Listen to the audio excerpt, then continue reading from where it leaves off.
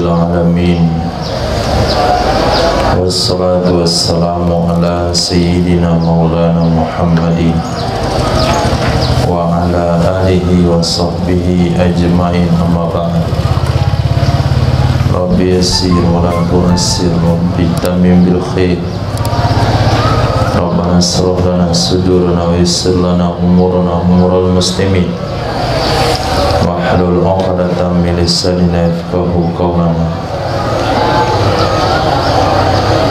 Bisanadina al-muttasili ila imami Abi Dawud rahimahullahu ta'ala qaddasallahu sirruhu wa adaman nafa'a bi ulumihi wa barakatihi wa nafahatihi wa madatihi wa karamatihi fid darini amin. Babu ma ja'a fid dukhuli fil wasaya. Bismillahirrahmanirrahim. Wa bisanadikum ilayhi qala hadatsana Al-Hasan bin Ali qala hadatsana Abu Abdurrahman Al-Muqri qala hadatsana Sa'id bin Abi Ayyub an Ubaydillah bin Abi Ja'far an Salim bin Abi Salim Al-Jashani an Nabihi an Sayyidina Abi Dzar radhiyallahu anhu qala li Rasulullah sallallahu alaihi wasallam, ya Aba Dzar, inni araka dha'ifan wa inni uhibbu laka ma uhibbu li nafsi, fala ta'ammaranna ala naimi fala tawallayanna ma la yatimin.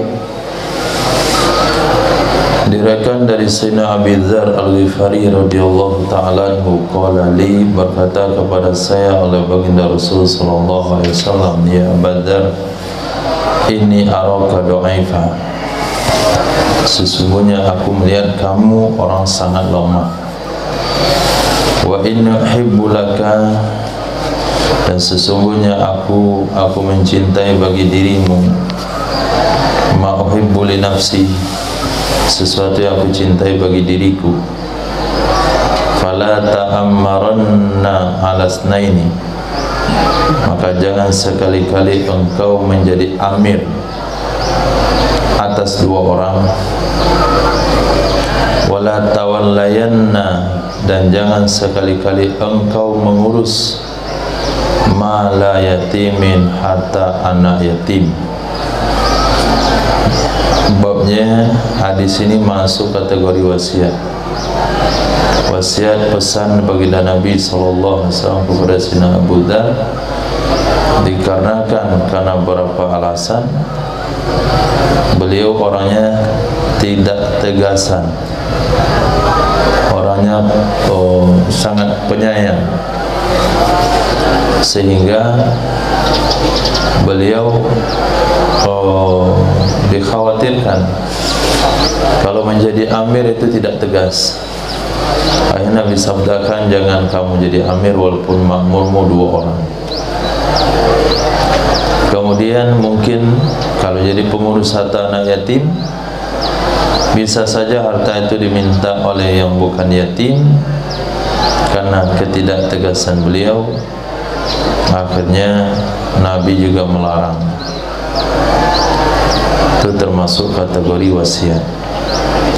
Babu ma jaa fi naskhil wasiyati lil walidaini wal aqrabin. Bab hadis yang diriwayatkan tentang dinasakh, dibatalkan wasiat kepada kedua orang tua dan karib kerabat. Sebelum turunnya ayat wirasa, ayat warisan, maka seseorang wajib berwasiat membagi hartanya kepada orang tua dan karib kerabat. Tapi ayat itu sudah mansukh. Nah, وبسند الكبير قال حدثنا أحمد بن محمد المروزي قال حدثني علي بن حسين بن الواقد عن أبيه عن يزيد النحوي عن إكرمة عن سيدنا ابن عباس رضي الله عنهما إن ترك خيرا الوصية للوالدين والأقربين سورة البقرة وكانت الوصية كذلك حتى نسختها آية الميراث. Allah katakan kutiba alaikum, diwajibkan terhadap kalian, idza hadara ahadakumul maut, apabila telah hadir akan salah seorang kalian oleh kematian, yaitu asbab kematian, maksudnya sakaratul maut. In taraka khairan, jika ia meninggalkan kebaikan, Kebaikan di sana seluruh ulama menafsirkan harta benda. Jadi tidak boleh terlalu mencaci maki harta benda dengan alasan zuhud dan sebagainya, karena Allah pernah menyebut harta benda itu khairan di dalam Al-Quran. Al-wasiyatu, apa yang diwajibkan? Wasiat. Untuk siapa diwasiatkan? Untuk kedua orang tua dan karib kerabat. Fakanatil wasiyatu kadzalik, adalah wasiat seperti itu berjalannya. Orang sekarat dia berwasiat, harta ini untuk fulan, fulan, fulan. Hatta nasakhatha, sehingga membatalkan akannya wasiat, akannya ayat wasiat oleh ayat miras, ayat warisan, sehingga tidak ada lagi wasiat. Nah, menurut sebagian ulama ini ayat mansuh dan ayat. Menurut yang lain ada yang mengatakan ini ayat mansuh dan hadis Nabi yang berbunyi la wasiyata liwarithin. Jadi ulama yang berpandangan tidak boleh dinasah ayat dan hadis, maka mereka mengatakan ayat ini nasah dengan ayat, bukan dengan hadis. Karena Allah katakan dalam Al-Quran, ma nansakh min ayatin aw nunsiha na'ti bi khairim bimisliha, na'ti bi khairim minha aw misliha, na'ti bi khairim minha. Ha kembali pada ayat. Apabila kami nasah satu ayat, kami akan datangkan dengan yang lebih baik dari ayat atau semisal ayat. Berarti ayat dinasah dengan ayat, tidak boleh dengan hadis. Nah, babu majaa fil wasiyati lil waris, hadis yang diriwayatkan tentang wasiat bagi waris. Nah, وبسند كميل قال حدثنا عبد الوهاب بن نجدة قال حدثنا ابن عياش عن شرحبيل بن مسلم سمعت أبا أمامة رضي الله عنه سمعت رسول الله صلى الله عليه وسلم يقول إن الله قد أعطى كل ذي حق حقه فلا وصية لوارث. Diriwayatkan daripada Sayyidina Abu Umamah Al-Bahili radhiyallahu an, aku pernah mendengar Rasul sallallahu alaihi wasallam bersabda, sesungguhnya Allah subhanahu wa ta'ala qad a'ta, sungguh telah memberikan ya Allah kulladhi haqqin, kepada setiap orang yang punya hak, haqqahu, akan haknya. Fala wasiyata liwarith, maka tidak ada wasiat bagi ahli waris. Nam aba'ukum wa abna'ukum la tadruna ayyuhum aqrabu lakum naf'an. Kalian tidak tahu mana di antara mereka yang paling bermanfaat kepada kalian. Mungkin karena Anda anggapan anak inilah yang rajin, anak ini yang sering membantu, akhirnya diberikan jatah yang banyak. Sebelum datang ayat waris itu boleh saja seorang melakukan hal tersebut, tapi setelah datang ayat waris tidak boleh lagi. Faridatan minallah, sudah menjadi ketetapan Allah subhanahu wa ta'ala, sehingga membagi harta waris menurut ilmu faraid hukumnya wajib. Nah, kemarin ada muzakarah sama bapak-bapak, ada yang mengatakan bukan satu-satunya membagi waris itu dengan faraid, bisa juga dengan rela sama rela. Artinya kalau semua keluarga sepakat dibagi rata itu boleh. Nah, ini sejenis pendapat yang tidak berdasar. Sudah dibilang faridatan minallah, boleh serela sama rela.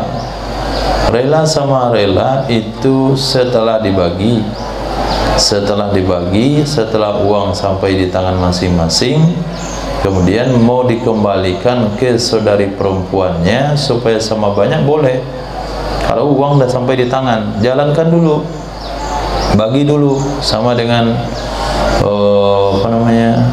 daging korban, itu dibagi dulu semuanya. Terserah nanti daripada orang menerima, mau dikembalikan kembali ke panitia untuk dimasak, nggak ada masalah. mau dikembalikan kepada saudara perempuannya atau yang lain sehingga bagiannya rata, nggak apa-apa, karena membagi awal hukumnya wajib. Nah biasanya setelah uang di tangan ini susah untuk membalikannya, karena kalau udah di tangan dia lengket. Nah,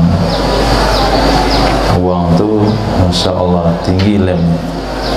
Tapi kalau dikatakan saya punya uang sama antum mana, mengikhlaskan, mau. Kalau belum bayar, ini utang saya bayar.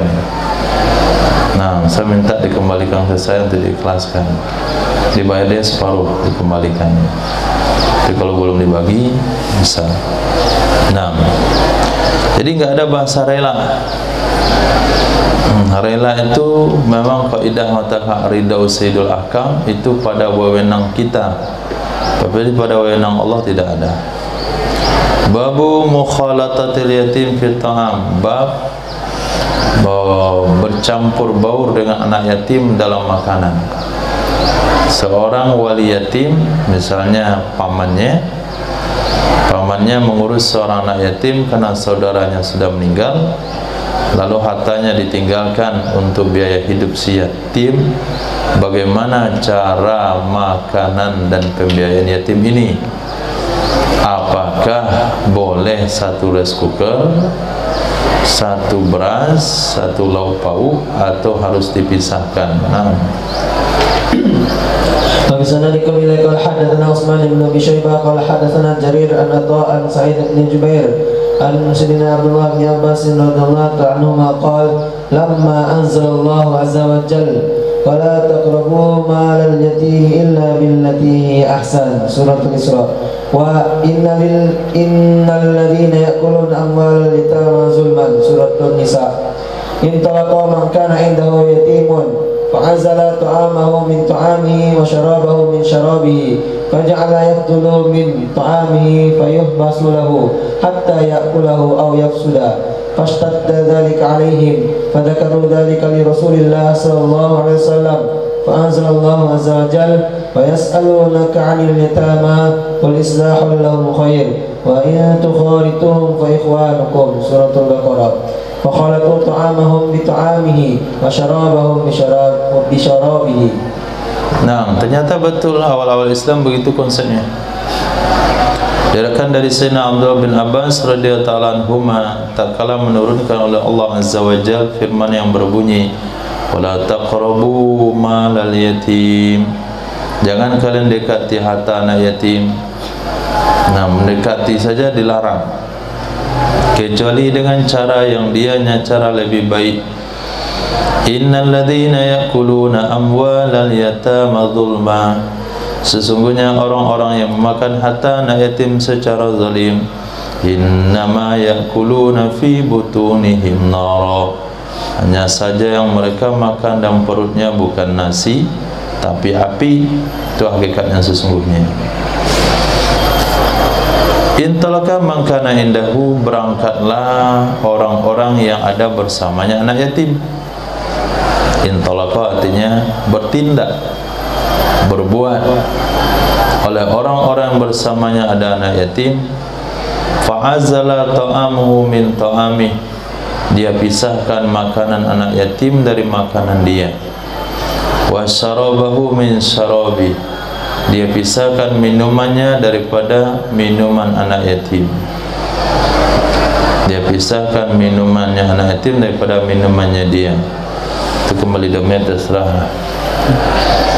Faja'ala, maka jadi yafdulu, tersisa min ta'amihi, dari makanannya anak yatim. Fayuhbasulahu, maka disimpan ia makanan tu anak yatim, hatta ya'kulahu, sehingga memakan ia anak yatim makannya, au yafsuda, atau rusak sekalian. Jadi kalau di rumah itu ada 2 tempat beras, ada 2 kompor, ada 2 penanak nasi, maka dimasaklah nasi untuk keluarga tersebut dengan 1 penanak, 1 lagi untuk anak yatim. Maka anak yatim itu makan siang di situ, Kemudian kalau dia nggak makan malam, nasi dingin nih disimpan sampai pagi. Tiap pagi lagi anak yatim makan nasi dingin. Nah, atau basi dibuang kasih ke ayam. Juga bikin lauk pauk. Kalau habis alhamdulillah, kalau nggak habis disimpan. Kalau besok bisa dimakan, kasih makan. Kalau nggak bisa dimakan, dibuang. Itulah praktek yang dilakukan selalu. Buatkan susu dalam satu gelas, diminum setengahnya oleh yatim, simpan untuk makan siang. Siang masih bagus diminum, kalau nggak dibuang. Fastadda dzalika alaihim, beratlah demikian terhadap mereka wali yatim. Mana cara begini, mubazir yang banyak. Kemudian sulit untuk dipisah-pisahkan. Hanya kalau token listrik berarti 2 km di rumahnya. Nah, 1 km untuk anak yatim. Kecuali orang itu mau bersedekah ke anak yatimnya. Mereka sampaikan hal itu kepada baginda Nabi SAW. Turunlah ayat yang berbunyi, wa yas'alunaka 'anil yatama. Mereka akan bertanya kepadamu wahai Muhammad tentang anak yatim. Qul islahul lahum khair. Berbuat baik bagi mereka itu baik. Berbuat baik kepada mereka itu baik, artinya harta anak yatim itu simpan saja. Biar saja dia makan menumpang dari hartamu. Jangan pisah-pisahkan. Sulit memang. Tapi masak dari berasmu dia numpang. Dia minum dari minumanmu. Dia tinggal di rumahmu. Dia belanja dari uangmu. Itu namanya islahul lahum. Hartanya nggak diganggu. Wa in tukhalituhum, jika kalian campurkan akan mereka, fa ikhwanukum, itulah saudara kalian. Kalau terpaksa juga pengen dicampurkan karena faktor ekonomi, dia tidak mampu menanggung dengan materi, hanya bisa menjaga dengan tenaga, boleh dicampurkan. Misalnya keluarga tersebut berlima, anak yatim 1/6. Kemudian kapasitas makan anak yatim ini ya paling setengah dari makan orang dewasa. Nah, kalau pengeluarannya sehari adalah 60.000 rupiah, maka anak yatim itu cuma 5.000 rupiah. Nah, karena makannya hanya setengah orang dewasa. Jadi belikan lauk pauk senilai 60.000, potong harta anak yatimnya 5.000. Nah, jangan sampai dibelikan makanan semuanya dari harta anak yatim. Nah, yatimnya satu orang, satu keluarga berlima. Jadi yang berlima ini yang numpang kepada harta anak yatim, itu hukumnya haram. Beli beras yang uang dia, sambal semuanya, anggaplah sebagai jasa dia menjaga. Diambil pembiayaan belanja dari semua harta anak yatim, ini hukumnya haram. Fakhalatu ta'amahum bita'ami, lalu mereka campurkan makanan mereka dengan makanan anak yatim, wasyarabuhum bisyarabi, minuman mereka dan minuman anak yatim. Nah, melihat ujung hadis ini, maka kalimat di atas fa'azala ta'amu min ta'ami, berarti mihi itu anak yatim, wasyarabu min syarabi, yang kedua itu anak yatim. Babu maja'a fi mali waliyil yatim ayyanala min malil yatim. Bab hadis-hadis yang diriwayatkan tentang sesuatu bagi wali yatim, bahwa dia mengambil dari harta anak yatim. Berapa yang boleh diambil oleh wali yatim daripada harta anak yatim? Hadis.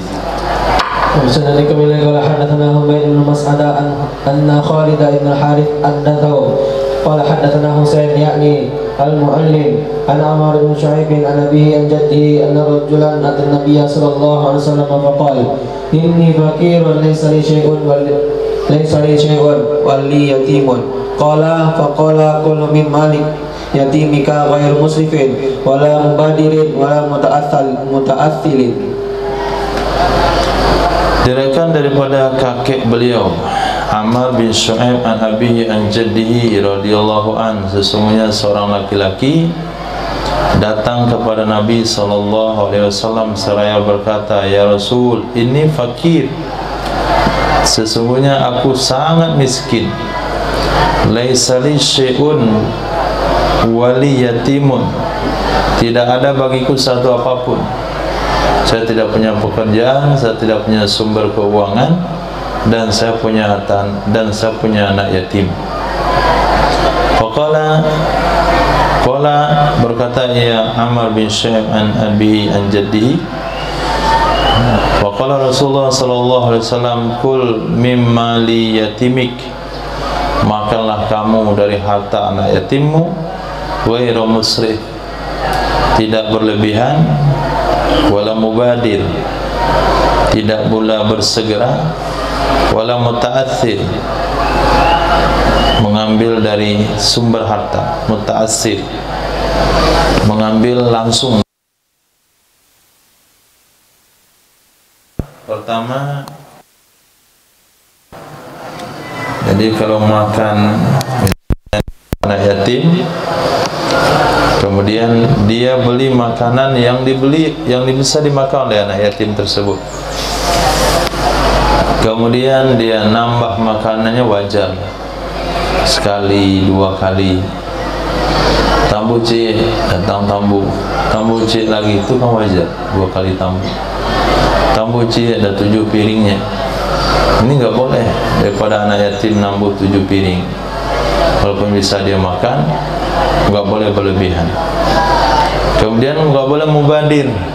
Mubadir itu artinya makan siang jam 12, nggak boleh. Keperluan bulan depan dibeli sekarang, nggak boleh. Harus keperluan hari itu saja. Harus keperluan hari itu saja, untuk si walinya, bukan untuk anak yatim, untuk si wali yatim. Kemudian nggak boleh muta'assil ngambil langsung untuk dirinya, tapi numpang boleh. Ngambil langsung untuk keperluannya nggak boleh. Nah, tapi kalau dia anak yatim berbelanja, dia numpang di situ boleh. Tapi kalau tujuan untuk belanja dirinya saja, ini hukumnya tidak boleh. Itu mana muta'assil. Babu majaa mata yang qati'ul yatimu. Bab hadis yang diriwayatkan tentang kapan berakhirnya status yatim. Nah, maka infak anak yatim itu tidak boleh dibagikan kalau status yatimnya sudah hilang. Kapan berakhirnya? Wa bisanadikum ilaihi qala hadatsana Ahmad bin Shalih qala hadatsana Yahya bin Muhammad al-Madini qala hadatsana Abdullah bin Khalid bin Sa'id bin Abi Maryam an nabihi an Sa'id bin Abdurrahman bin Yazid bin Nuqaish annahu sami'a shuyukhan min Bani Amr bin Auf min khalihi Abdullah bin Abi Ahmad qala Sayyidina Ali bin Abi Thalib radhiyallahu anhu hafiztu an Rasulillah sallallahu alaihi wasallam la yutma ba'da ihtilam wala sumata yaumin ilal laili. Diriwayatkan daripada beberapa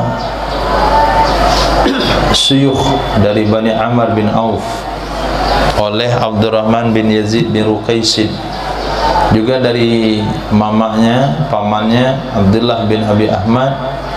Beliau melakukan hadis pada Sayyidina Ali bin Abi Thalib radhiyallahu an. Kata Sayyidina Ali, aku hafal dari baginda Nabi sallallahu alaihi wasallam sebuah redaksi begini, la yusma ba'da ihtilam, tidak ada istilah yatim kalau sudah balik.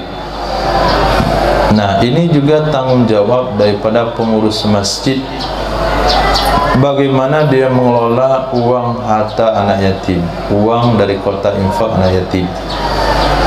Nah, ketika diberikan kepada orang yang tidak lagi yatim, karena ada standar mereka buat sendiri, selagi belajar dapat dari infak anak yatim sampai dengan kuliah dapat.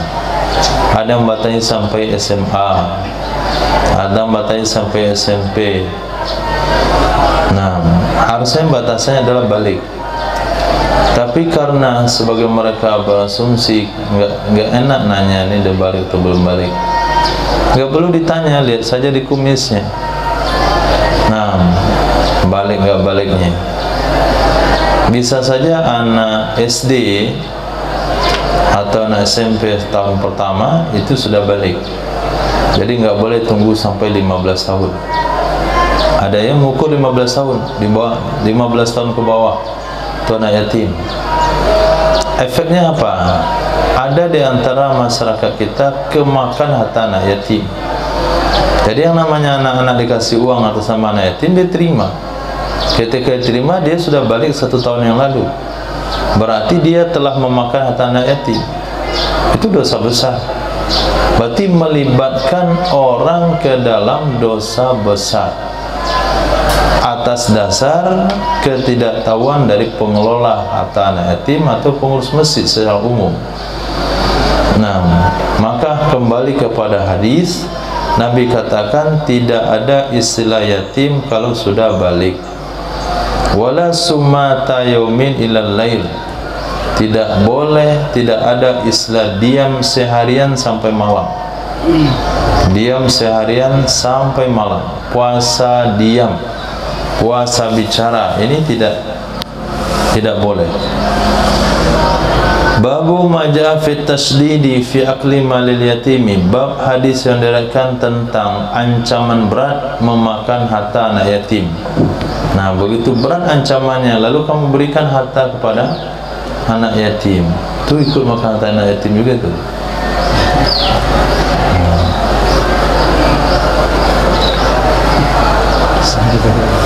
Jadi dia nggak balik. Kalau hadis. وبسندكم إليه قال حدثنا أحمد بن سعيد الحمداني قال حدثنا ابن وهب عن سليمان بن بلال عن ثور بن زيد عن ابي الغيث عن سيدنا أبي هريرة رضي الله عنه أن رسول الله صلى الله عليه وسلم قال اجتنبوا السبع الموبقات. قيل يا رسول الله وما هن؟ قال الشرك بالله والسحر وقتل النفس التي حرم الله إلا بالحق وأكل الربا وأكل مال اليتيم والتولى يوم الزحف وقذف المحصنات الغافلات المؤمنات. Diriwayatkan dari Sayyidina Abi Hurairah radhiyallahu anhu, sesungguhnya baginda Rasul sallallahu alaihi wasallam bersabda, hindari oleh kalian 7 perkara yang membinasakan. Dikatakan, ya Rasulullah, ma hunna? Apa itu wahai Nabi? Asyirku billah, syirik dengan Allah. As-sihru, perbuatan sihir. Nah, praktek sihir. Wa qatlun nafsi haramallah, membunuh jiwa yang diharamkan Allah kecuali dengan hak, termasuk menggugurkan bayi dalam kandungan setelah usia 4 bulan. Itu qatlun nafsi, membunuh keluarga, membunuh orang lain. Aklu riba, makan riba. Bah riba di mana saja dan bentuk apa saja. Memakan harta anak yatim. Kemudian kabur di medan tempur. Kemudian menuduh al-muhsanat, qazfu, menuduh zina kepada muhsanat, orang baik-baik, wanita baik-baik. Ghafilat, ghafilat itu artinya yang lalai, bukan lalai dari taat, tapi lalai dari maksiat. Mukminat, wanita beriman, dia punya iman, dia lalai dari perbuatan maksiat, tidak ikut pergaulan bebas. Kemudian wanita baik-baik dituduh berzina, maka penuduhnya telah terlibat ke dalam dosa besar. Hadis. وبسندكم إليه قال حدثنا إبراهيم بن يعقوب الجوزاني قال حدثنا معاذ بن هاني قال حدثنا حرب بن شداد قال حدثنا يحيى بن أبي كثير عن عبد الحميد بن سنان عن عبيد بن عمير عن أبيه أنه حدثه وكانت له صحبة أن رجلا سأله فقال يا رسول الله ما الكبائر؟ فقال هن 9. فذكر ما أنه زنا وعقوق الوالدين المسلمين واستحلال البيت الحرام قبلتكم أحياء وأمواتا. Nah, diriwayatkan daripada seorang laki-laki, seorang sahabat radhiyallahu an, berkata, ya laki-laki, ya Rasulullah, mal kabair? Apa itu dosa besar? Faqala, baginda Rasul sallallahu alaihi wasallam bersabda, hunna 9. Dia ada 9, 7 yang tadi, Fazakara makna, dia sebutkan semakna dengan hadis yang tadi. Kemudian ada tambahannya dua, uququl walidain, durhaka kepada kedua orang tua, Baitul Haram, menghalalkan, artinya melanggar kehormatan. Itu mana menghalalkan Baitul Haram sebagai kiblat kalian, ahya'an, baik tanah hidupnya, ahya'an wa amwatan, dan tanah matinya. Mau tanah hidup, mau tanah mati, kawasan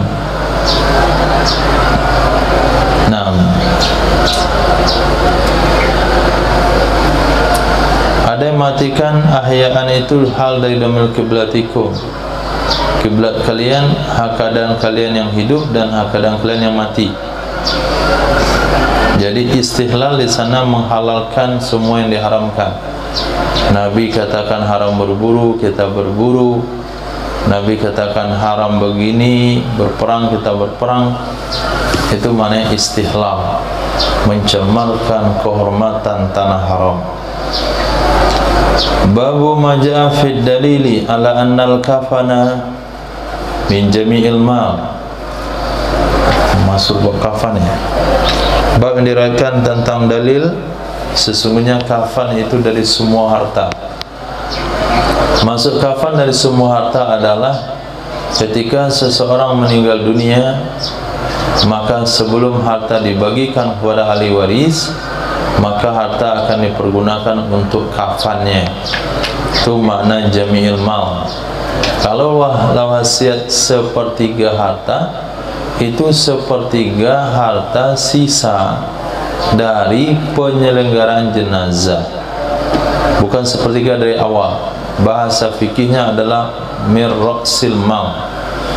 Hadis.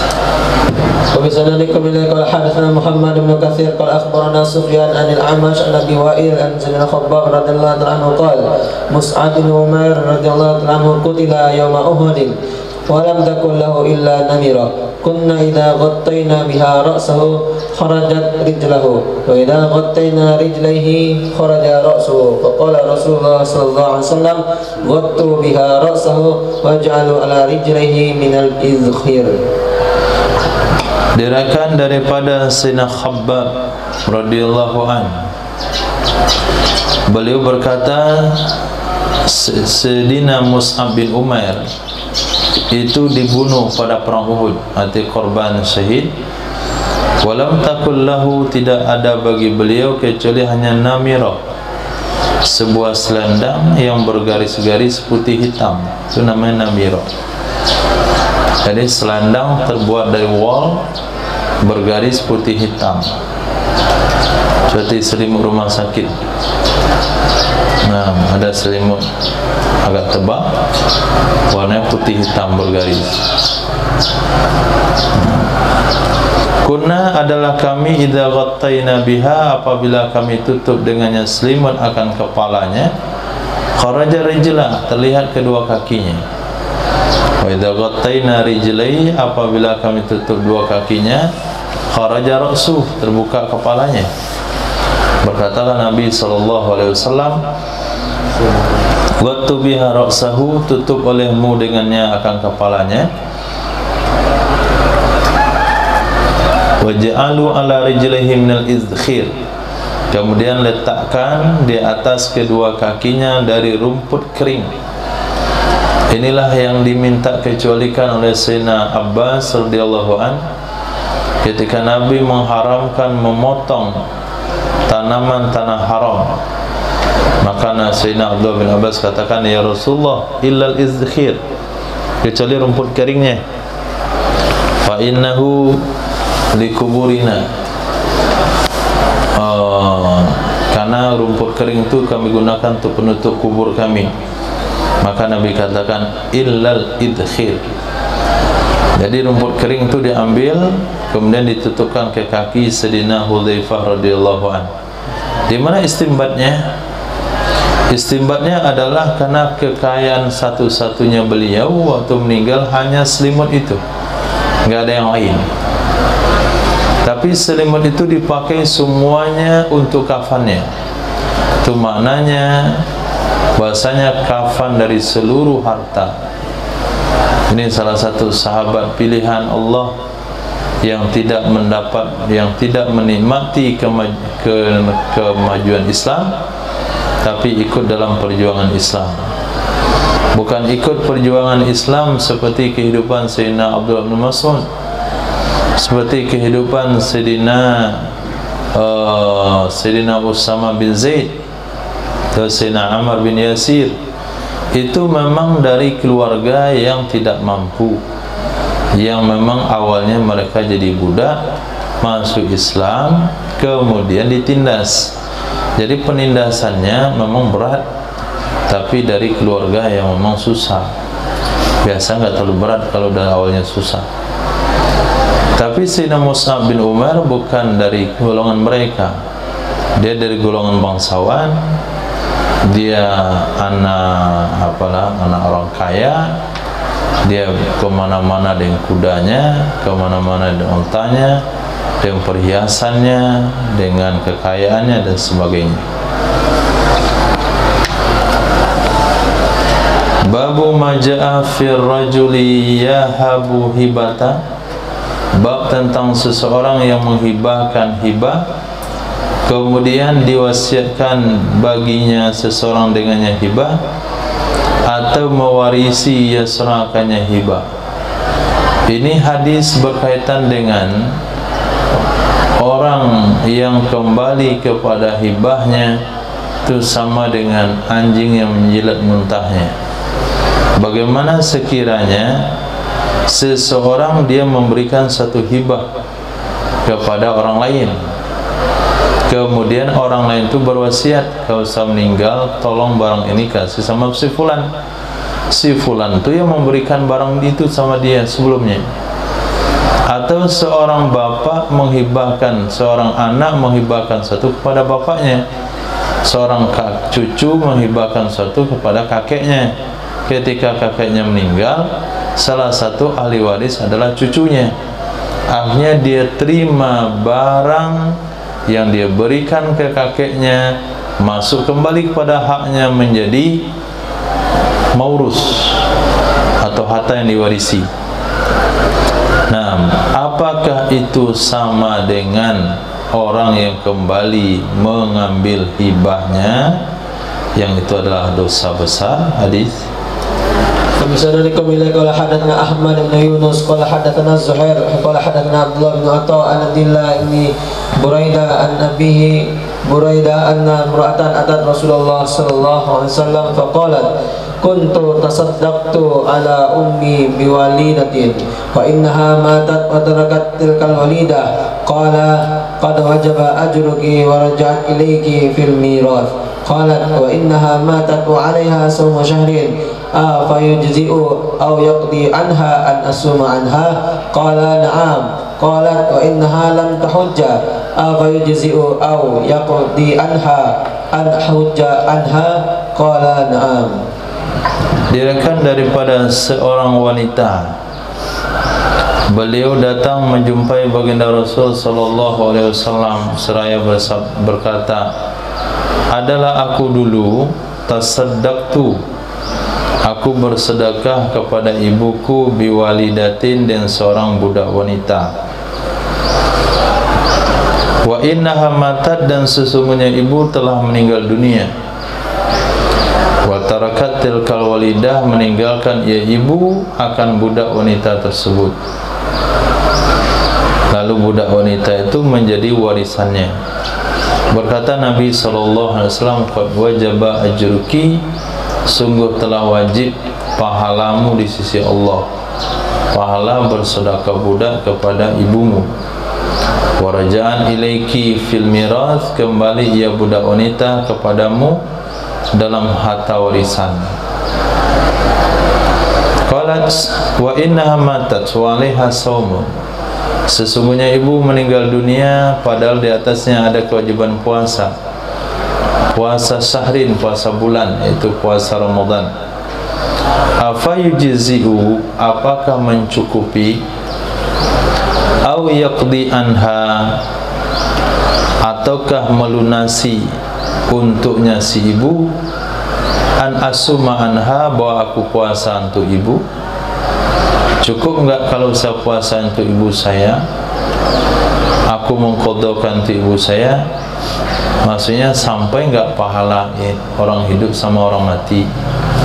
Qala, Nabi bersabda, na'am, cukup.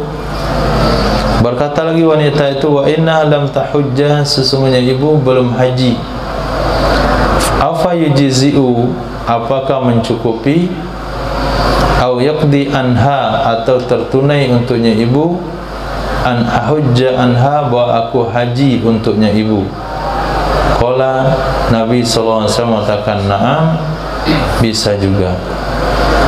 Nah, inilah dalil ahli sunnah wal jamaah. Enggak ada masalah bagi sesiapapun. Nah, bagi sesiapapun untuk mengqadhakan puasa kepada ahli warisnya. Nah, kalau mereka berdalil di sini, ini kan termasuk anak. Kalau anak ya masuk. Tapi ada hadis yang lain, soma anhu waliyuh, 3 hari atau 4 hari yang lalu puasa untuknya oleh walinya. Nah, kalau wali itu bukan anak saja, bisa saudara, bisa paman, sepupu dan sebagainya. Babu maja'a fir rajuli yukiful waqfa, bab hadis yang dikatakan tentang seseorang yang menahan wakaf. بسند قال حدثنا مسدد قال حدثنا يزيد بن زبير وقال حدثنا مسدد قال حدثنا بشر بن المفضل وقال حدثنا مسدد قال حدثنا يحيى عن ابن عوف النافع عن ابن عمر رضي الله تعالى عنه قال أصاب عمر أرضا بخيبر فأتى النبي صلى الله عليه وسلم وقال أصبت أرضا لم أصب مالا قط أنفس عندي منه فكيف تأمروني به؟ قال إن شئت حبست أصلها وتصدقت بها. وتصدق بها عمر أنه لا يباع أصلها ولا يوهب ولا يورث للفقراء والقربى والرقاب وفي سبيل الله من السبيل. وزاد عن بشر والضيف ثم اتقفوا لا جناح على من وليها أن يأكل منها بالمعروف وإطعام صديقا خير مطول فيه. زاد عن بشر قال وقال محمد غير متأثل مالا. Diriwayatkan dari Sayyidina Abdullah bin Umar radhiyallahu anhuma. Di sini Imam Abu Daud meriwayatkan daripada 3 kakek gurunya. Guru beliau sama Imam Musaddad. Hanya saja Imam Musaddad riwayat pertama ada daripada Yazid bin Zurai, yang kedua Bisru ibnul Mufaddal, ketiga Yahya. Nah, ketiga-tiga orang tersebut diriwayatkan daripada Ibni Aun. Itu hak disebut tahwilus sanad. Ada sanad yang bersambung, ada sanad yang bercabang. Yaitu di sini di sanad ketiga dari Imam Abu Daud. Diriwayatkan dari Sayyidina Abdullah bin Umar radhiyallahu ta'ala anhuma qala asaba Umaru, telah mendapatkan oleh Sayyidina Umar bin Khattab radhiyallahu an sebuah lokasi tanah di Khaybar, satu kawasan tanah di Khaybar. Maka datanglah Sayyidina Umar bin Khattab kepada Nabi SAW. Faqala, berkata ia Sayyidina Umar bin Khattab, asabtu ardan, aku mendapatkan harta, aku mendapatkan tanah. Lam usib malan qattu, aku tidak pernah mendapatkan harta sama sekali. Anfasa indi, yang lebih berharga di sisiku, minhu dari tanah tersebut. Fa kaifa ta'muri bih, bagaimana engkau memerintahkan akan aku dengannya tanah, wahai Rasul? Nah, kalau kita enggak akan bertanya kepada Nabi bagaimana memperlakukan harta kita yang terbaik.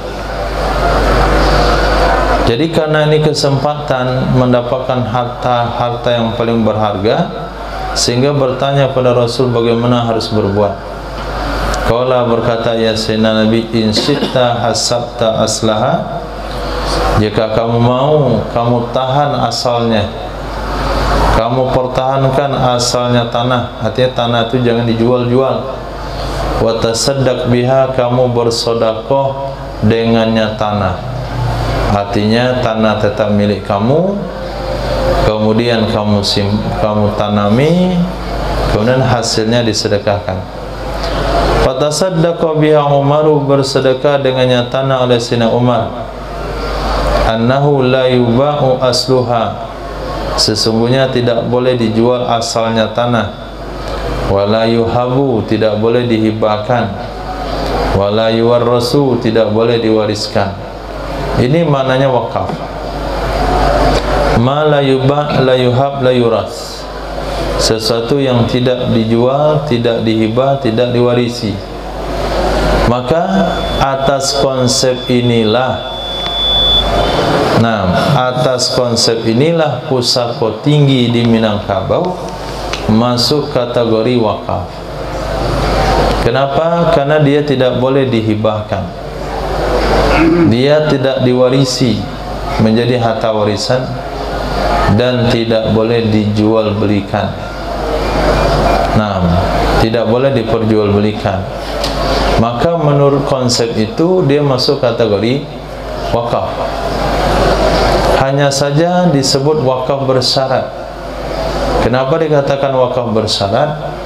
Karena hanya diperuntukkan untuk keluarga keturunannya yang perempuan saja.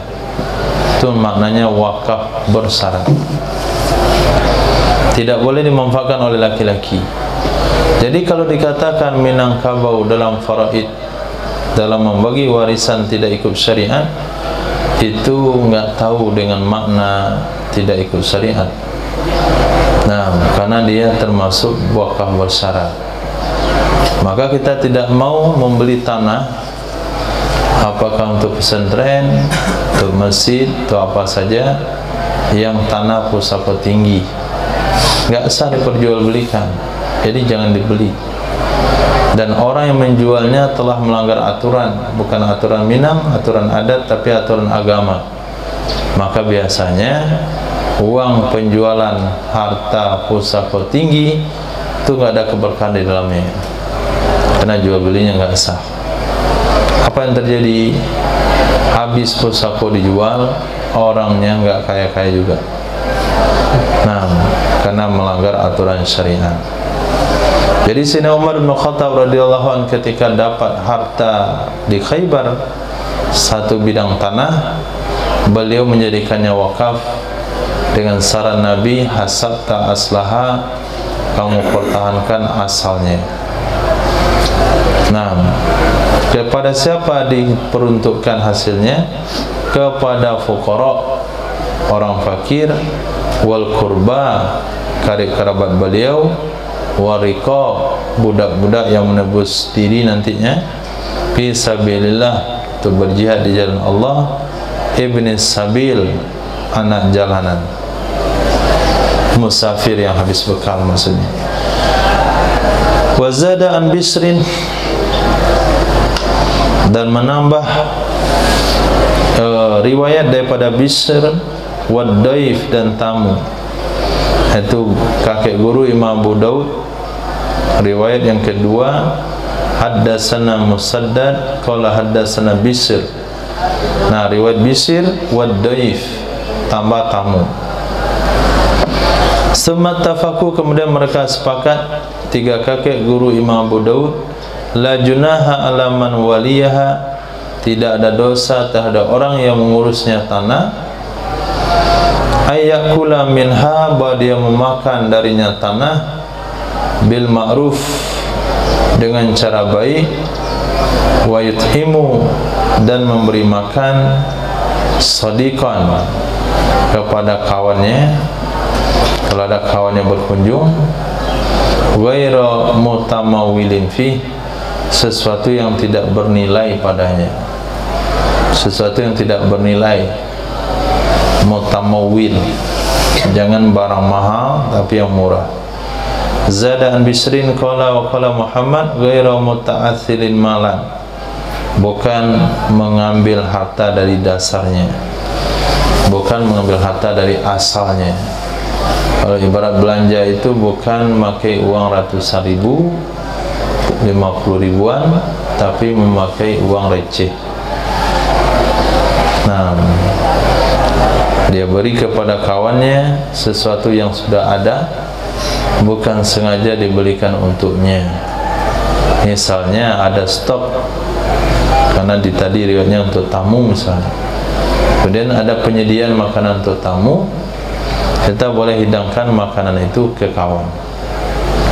Tapi kalau sekiranya kawan datang, kawan untuk tamu kan nggak ada masalah. Misalnya nggak masuk di sana wakaf untuk tamu, wakafnya untuk fakir miskin, untuk karib kerabat. Kita yang mengelola harta wakaf, maka kita menyediakan makanan minuman untuk fakir miskin. Kemudian kalau dalam makanan minuman tersebut tamu datang boleh dihidangkan, kawan datang boleh dihidangkan. Tapi kalau dia meminta sesuatu yang enggak ada lalu kita belikan dari uang itu, ini enggak boleh. Itu namanya muta'athil. Hadis. Wa bisanadika wa qala hadatsana Sulaiman ibn Dawud al-Ma'ri qala hadatsana Ibn Wahb qala akhbarani al-Laits أن يحيى بن سعيد أن سرقة عمر بن الخطاب رضي الله تعالى عنه قال نسخ لي عبد الله حميد بن عبد الله بن عمر بن الخطاب بسم الله الرحمن الرحيم هذا ما كتب عبد الله عمر في ثمغ فقص من خبره نحو حديث نافع قال غير متأثر مالا فما عفى عنه من ثمره فهو للسائل والمحروم قال وسق القصاص قال وإن شاء ولي ثمغ اشترى من ثمره ورقيقا لعمله وكتب معيكب وشهد عبد الله بن الأرقام بسم الله الرحمن الرحيم هذا ما أوصى به عبد الله عمر أمير المؤمنين إن حدث به حدث أن ثمغا وصرمة ابن الأكوى والعمل الذي فيه والمئة سهم التي بخيبر ورقيبه الذي فيه والمئة التي أطعمه محمد صلى الله عليه وسلم بالوادي تليه حصة ما عاشت ثم يلي ذو الرأي من أهلها أن لا يباع ولا يشترى ينفقه حيث رأى من السائل والمحروم وذوي القربى ولا حرج على من وليه إن أكل أو اشترى رقيقا منه. Diriwayatkan daripada Imam Yahya bin Sa'id dari sedekah Sayyidina Umar bin Khattab radhiyallahu an, qala nasakhali, telah menulis. Nasakh di sini bukan menasakh, tapi nasakh makna kedua yaitu menulis. Telah menulis akannya bagiku oleh Abdul Hamid bin Abdullah bin Umar bin Khattab radhiyallahu anhu. Apa yang ditulis? Bismillahirrahmanirrahim. Hadza ma kataba Abdullah, inilah sesuatu yang telah menulis oleh Abdullah, seorang hamba Allah yaitu bernama Umar, fi Samrin, tentang tanah yang ada di depan kota Madinah. Samrin, lokasi tanah yang ada depan kota Madinah, milik Sayyidina Umar bin Khattab radhiyallahu ta'ala anhu. Waqassa min khabari, beliau menceritakan dari cerita Sayyidina Umar mirip dengan cerita Imam Nafi yang ada pada hadis sebelumnya. An-Nafi an Ibnu Umar qala ghairu muta'athilin mal, tidak mengambil dari dasar harta. Fama afa'anhu min samari fahuwa lis-sa'il wal mahrum, maka apa saja yang ia maafkan dari hasilnya maka dia untuk orang yang meminta dan untuk orang yang mahrum. Mahrum artinya orang yang tidak dapat bagian daripada negara, gaji tidak, apa-apa tidak, itu mahrum. Qala wasaqal kisah, beliau lanjutkan kisahnya. Qala berkata ya Sayyidina Umar, wa insya'a waliyu thadwin, jika menginginkan oleh wali samwin, artinya penjaga tanah samwin, niscaya dia boleh membeli dari hasilnya tanah akan budak untuk mempekerjakannya. Berarti boleh hasilnya itu dibelikan untuk budak, dibelikan membeli budak yang akan mengurus harta tersebut.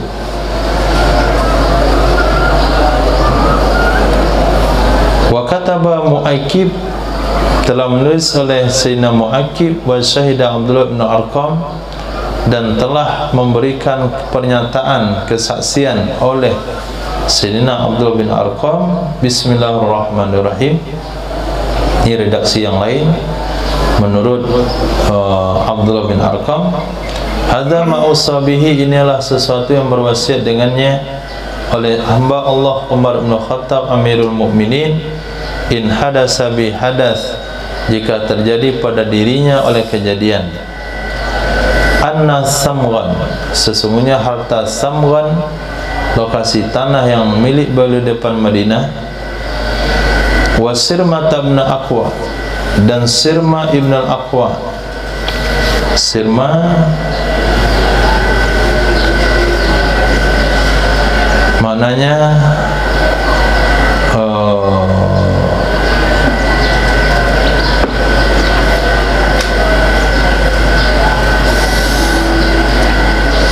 jatah bagian Sayyidina Umar. Sirma bagian Sayyidina Umar daripada Ibni Aqwa.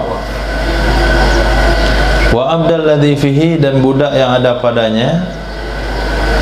Kemudian 100 saham yang ada di Khaybar, dan budaknya yang ada di Khaybar, yang disuruh untuk mengurus tanah Khaybar.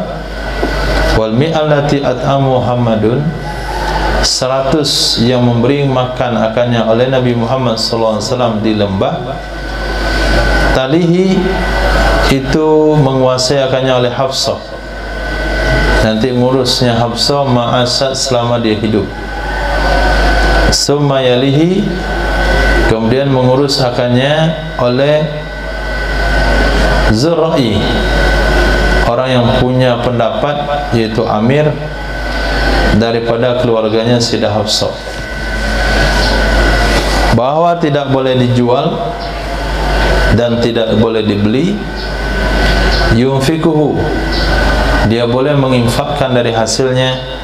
Haitsu ra'a, kemana saja dia anggap baik, apakah peminta-minta atau mahrum, orang yang tidak dapat gaji, atau zawil kurba, Bani Hasim Bani Muttalib, atau zawil kurba dengan makna karib kerabatnya.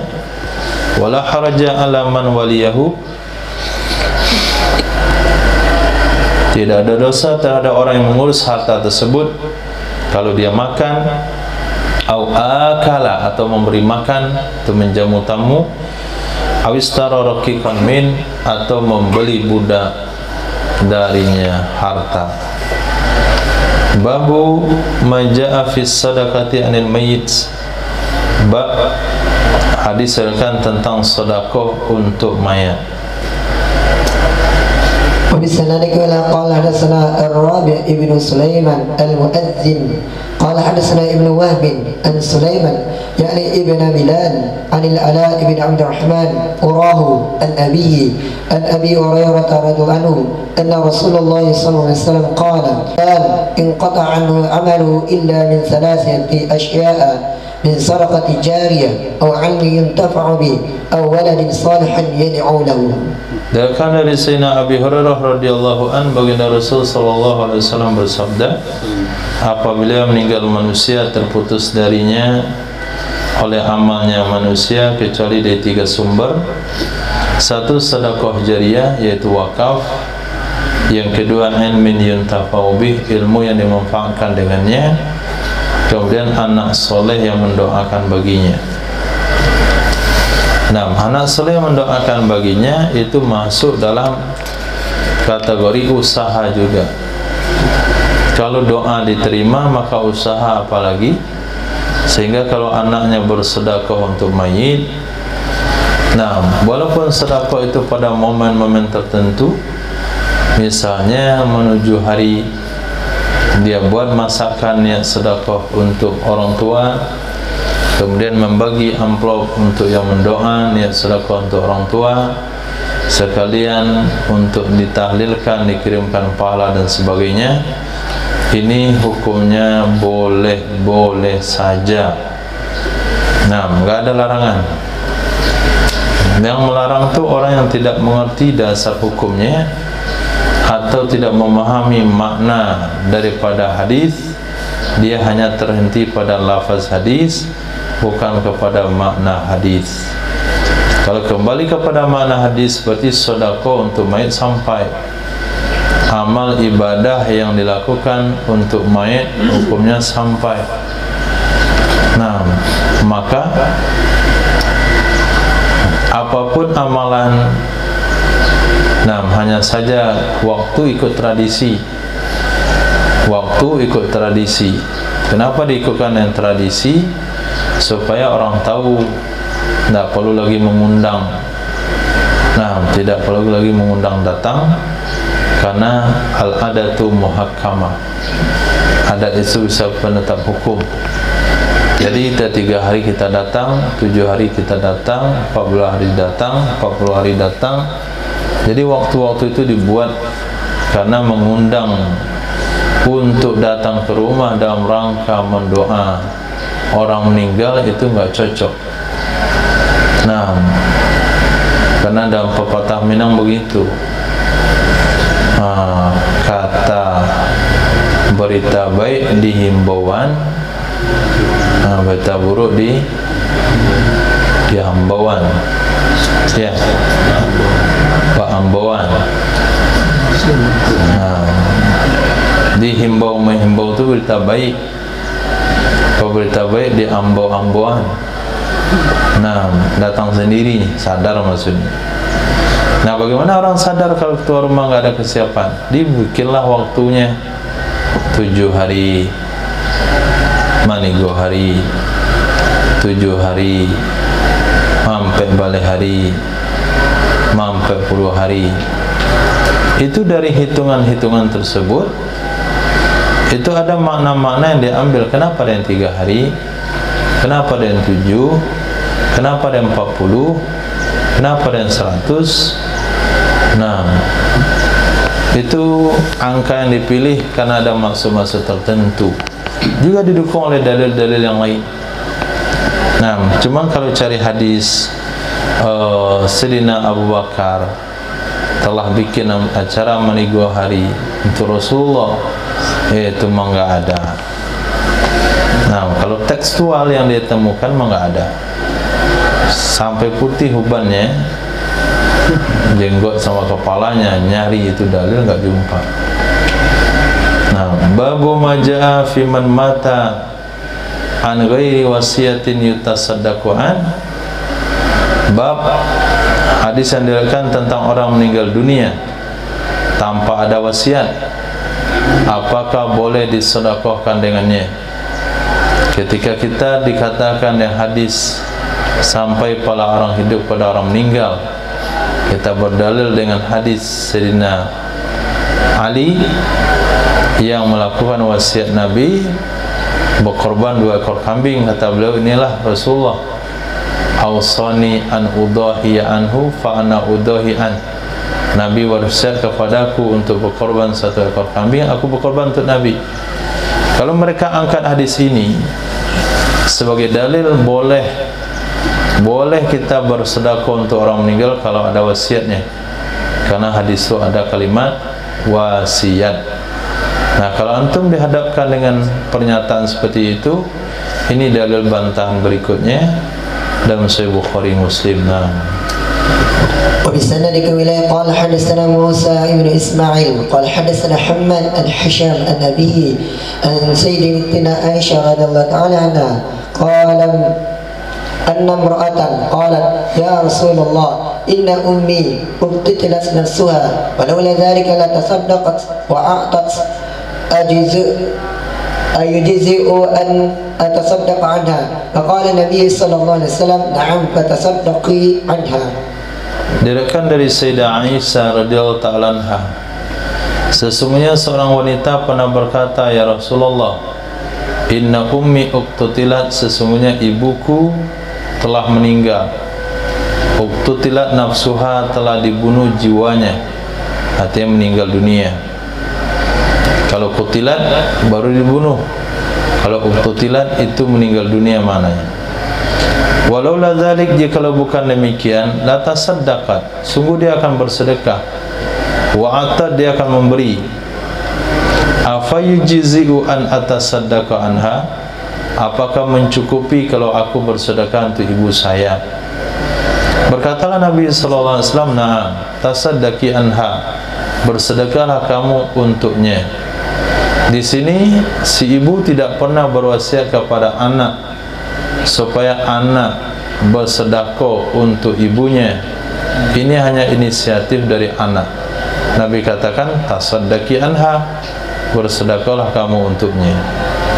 Nah, sekarang dalam acara-acara kematian yang ada di Minangkabau atau di daerah-daerah lain, itu salah satu tujuannya adalah untuk bersedekah bagi mayit. Nah, bersedekah bagi mayit, yaitu dia makanannya, minuman, snacknya, biasanya ada gorengan, nah, ada kue, yang orang datang ke sana senang dengan hidangan itu, sehingga selesai mendoa yasinan itu semuanya habis. Nah, kue kalkunnya habis, apalagi kalau dapat bolu, nah habis, tersusun rapi piringnya. Nah, itu bagian daripada bersedekah. Lalu mereka berdalil kepada dengan hadis ketika Sayyidina Ja'far meninggal dunia, isna'ut ta'ama li ali Ja'far, bikinkan makanan oleh kalian untuk keluarga Ja'far, karena dia ditimpa musibah. Jadi kata dia, hadis itu menunjukkan bahasanya tetangga yang bawa makanan ke rumah orang meninggal, bukan orang meninggal menyediakan makanan untuk orang yang datang. Nah, di sini selama ini dia tidak suka dengan adat dan tradisi. Tapi kalau adat dan tradisi itu mendukung pendapatnya, dia pakai. Nah, apa kata dia? Itu namanya jatuh di empuk tangga. Nah, itu mana hadisnya itu? Di mana dalil jatuh di empuk tangga? Dia berdalil yang pepatah Minang, yang mereka katakan harus Quran dan hadis. Tapi ketika sejalan dengan mazhabnya, dia gunakan itu jadi dalil. Nah, sebetulnya bukan jatuh di empuk tangga. Nah, yang dimasukkan di sana adalah buatkan makanan untuk keluarga Ja'far, itu perintah bagi tetangga kepada keluarga yang meninggal. Perintah kepada orang lain itu tidak bermaksud larangan untuk orang lain. Dianggap kaidah usul yang salah kalau perintah untuk A adalah bermakna larangan bagi B. Nah, perintah untuk A bukan larangan bagi B. Tidak ada satu ulama pun yang mengeluarkan usul fikih seperti itu. Hanya dia atau mereka saja yang mengatakan perintah untuk A adalah larangan bagi B. Nah, perintah untuk A bisa saja perintah bagi B, yang jelas bukan larangan.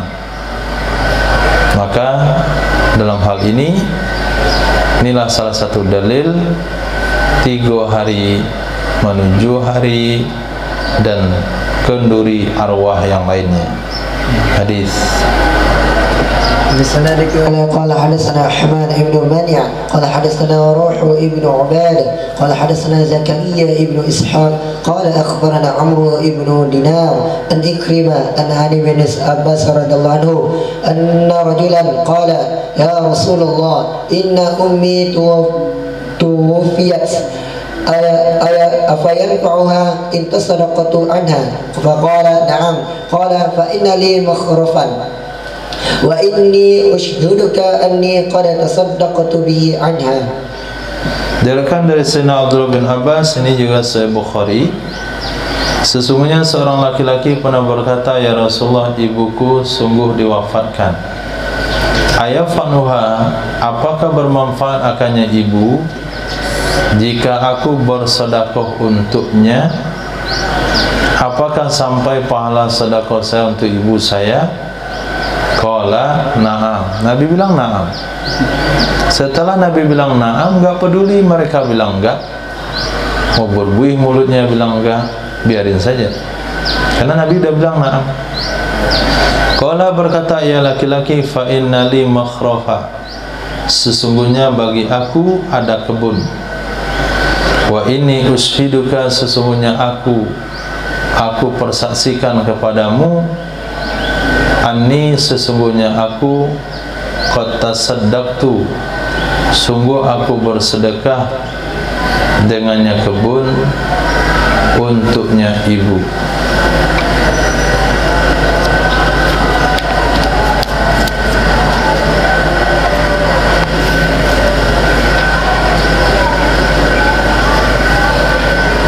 Qala al-mu'allif rahimahullah ta'ala,